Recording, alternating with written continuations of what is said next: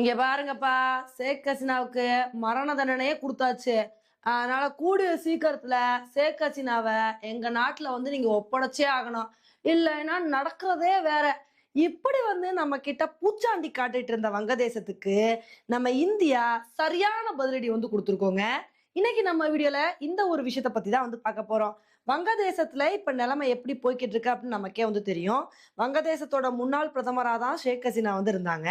அங்க நடந்த போராட்டங்கள்னாலயும், அங்க நடந்த ஒரு சில பிரச்சனைகள்னாலயும், வேற வழியே இல்லாம தன்னோட பதவிய ராஜினாமா பண்ணிட்டு, அப்ப இருந்து இப்ப வரைக்கும் நம்ம இந்தியால தான் வந்திருக்காங்க.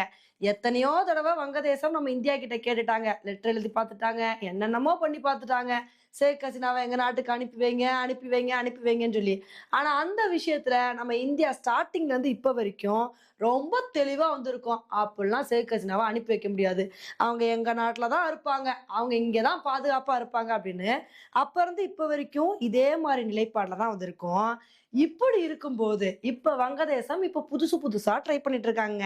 என்னன்னா, நேத்து வங்கதேச கோர்ட் ஷேக் ஹசீனாவுக்கு எதிரா ஒரு தீர்ப்பு குடுத்துருக்காங்க. என்னன்னா, ஷேக் ஹசீனானால வங்கதேசத்துல பல உயிர்கள் போயிருக்கு. பல பொருள்கள் சேதாரமாயிருக்கு.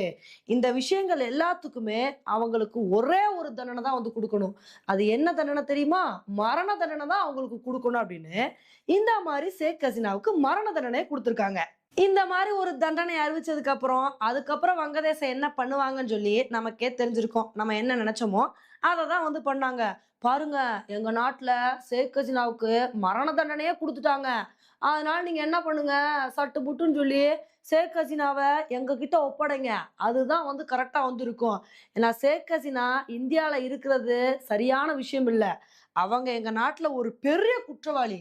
அவங்க நெறைய மனித உரிமை மீறல்கள பண்ணியிருக்காங்க. அப்படி இருக்கும்போது, அப்பேற்பட்ட குற்றவாளிக்கு நீங்க உங்க நாட்டுல அடைக்கலம் குடுத்தீங்கன்னு வச்சுக்கோங்களேன், அதுக்கப்புறம் இந்திய வங்கதேசம் உறவு ரொம்ப மோசமா போயிரும்ப்பா.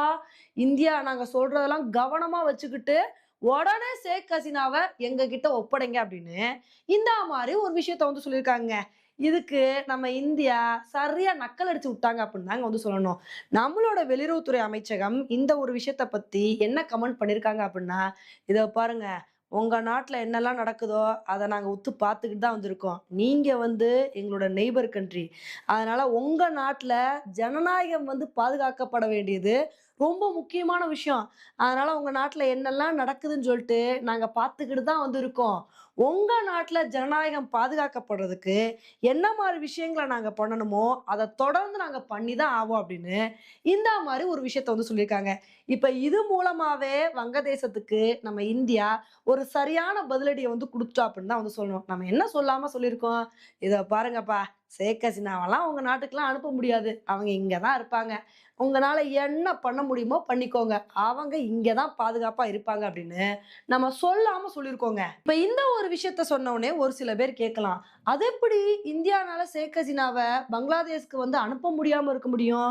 ஏன்னா ஷேக் ஹசீனா குற்றவாளி அப்படின்னு சொல்லிட்டு அவங்க நாட்டுல ப்ரூவ் பண்ணிட்டாங்க. இது மட்டும் இல்லாம பங்களாதேஷ்க்கும் இந்தியாவுக்கும் இடையில எக்ஸ்ட்ராடிஷன் ட்ரீட்டி வேற போட்டிருக்கோம்.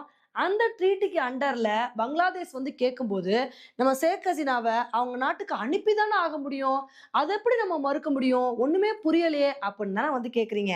இந்த விஷயத்துல தான் எக்ஸ்ட்ராடிஷன் ட்ரீட்டினா என்ன அப்படின்றத நம்ம புரிஞ்சுக்கணும். எக்ஸ்ட்ராடிஷன் ட்ரீட்டினா என்ன அப்படின்னா, நாடு கடத்தும் ஒப்பந்தம் தான். இப்போ ஒரு நாட்டுல இருந்து ஒரு முக்கியமான குற்றவாளி நம்ம நாட்டுக்கு தப்பிச்சு ஓடி வந்துட்டாங்கன்னு வச்சுக்கோங்களேன். அப்ப அந்த நாடு அந்த குற்றவாளிய ஒப்படைக்க சொல்லும்போது, நம்ம ஒப்படைச்சு தான் ஆகணும்.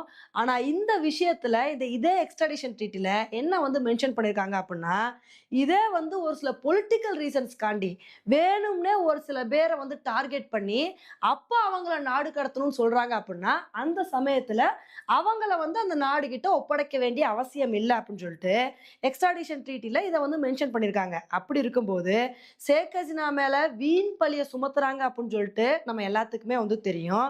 ஏன்னா, இந்த மாரி ஷேக் ஹசீனாவுக்கு மரண தண்டனை குடுத்தது, அங்க உள்ள சுப்ரீம் கோர்ட்டோ இல்ல வேற ஏதோ கோர்ட்டோ கிடையாது. அங்க யார் இந்த மாரி ஒரு தண்டனைய குடுத்துருக்காங்க அப்டின்னா, இன்டர்நேஷனல் கிரிமினல்ஸ் ட்ரிபியூனல் அதாவது 1971 வார்ல பாகிஸ்தான் எவ்வளோ மோசமா நடந்துக்கிட்டாங்க அப்டின்றத விசாரிக்கிறதுக்காண்டி ஒரு கோர்ட் வந்து அமைச்சாங்க. அந்த ஒரு கோர்ட் தான் இந்த தீர்ப்ப வந்து குடுத்துருக்கு. அப்படி இருக்கும்போது, இத எப்படி வந்து ஏத்துக்க முடியும்? அதனால இதையெல்லாம் பார்க்கும்போதே தெரியுது, இவங்க வேணும்னே வந்து ஷேக் ஹசீனா மேல ஒரு அவதூறு பரப்பி, அவங்களுக்கு ஒரு தண்டனை வாங்கி குடுக்கணும்னு சொல்லிட்டு படாத பாடு படுறாங்க. அப்படி இருக்கும்போது, இது ஒரு பொலிட்டிக்கல் ரீசன் அப்டின்னு சொல்லிட்டு கிளீனா தெரியும்போது, நம்ம எப்படி வந்து ஷேக் ஹசீனாவ பங்களாதேஷ்க்கு வந்து அனுப்பி வைக்க முடியும்? அதனால தான் இந்த விஷயத்துல நம்ம இந்தியா ரொம்ப தெளிவா இருக்கோம். "எப்பா நீங்க வேணும்னே அவங்க மேல பழிய தூக்கி போடுறீங்க. உங்க பழிக்கெல்லாம் நாங்க ஆளாக முடியாது. ஷேக் ஹசீனா இந்தியால தான் தொடர்ந்து இருப்பாங்க" அப்படின்னு சொல்லி நம்மளோட ஸ்டாண்ட்ல நம்ம ரொம்ப தெளிவா இருக்கோம். ஆனா உண்மையிலே நம்ம இந்தியா இந்த மாரி ஒரு நிலைப்பாடு எடுத்தவுனே, பங்களாதேஷ் நொந்தே போயிருப்பாங்க. ஏன்னா அவங்கள பொறுத்தவரைக்கும் அவங்க என்ன நெனச்சுட்டு இருந்தாங்க அப்புட்ன்னா, எப்படியாவது ஷேக் ஹசீனாவ தன்னோட நாட்டுக்கு வந்து கூட்டு போயிரணும். ஏன்னா நம்ம இந்தியா கிட்ட நம்ம சாஃப்ட்டா சொல்லி பார்த்தோம். நம்ம வந்து ஹார்ஸா சொல்லி பார்த்தோம். அதுக்கப்புறம் இப்படி வந்து நம்ம தண்டனை கூட குடுத்து பார்த்துட்டோம். எதுக்குமே இந்தியா வந்து அசைய மாட்றாங்களே! இந்தியா வந்து இந்த விஷயத்துல ரொம்ப தெளிவா இருக்காங்களே அப்படின்னு, நம்ம இந்தியாவ பார்த்து பங்களாதேஷ் வந்து மிரண்டே போயிருப்பாங்க. அந்த அளவுக்கு இந்த விஷயத்துல நம்ம ரொம்ப ஸ்ட்ராங்கா வந்து இருக்கோம். ஏன்னா பங்களாதேஷ பொறுத்தவரைக்கும் அவங்க என்ன நினைக்கிறாங்க அப்புட்ன்னா, எப்படியாவது ஷேக் ஹசீனாவுக்கு மரண தண்டனை வாங்கி குடுக்கணும் அப்படின்றதுல தான் ஒரு குறிக்கோளா வந்திருக்காங்க.